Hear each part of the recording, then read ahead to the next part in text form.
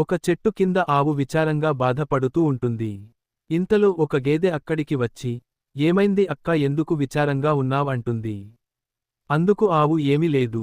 మా యజమాని కొడుకు తన చిన్నతనంలో నేను ఇచ్చే పాలు తాగుతూ, నాతోనే ఎక్కువ సమయం గడిపేవాడు.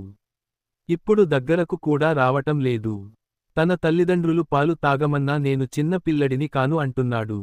బయటికి వెళ్లి కాఫీలు, టీలు, ఇతర పానీయాలు తాగి తన ఆరోగ్యాన్ని నాశనం చేసుకుంటున్నాడు. అతను ఒక్కడే కాదు, చాలా మంది ఇలానే ఉన్నారు.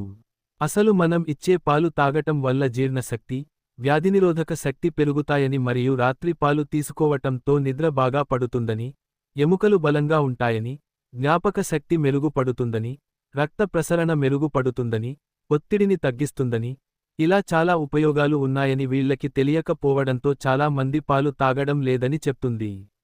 గేదె, ఆవు మాటలు విన్న ఒక పెద్దాయన, మంచిగా చెప్పావ్.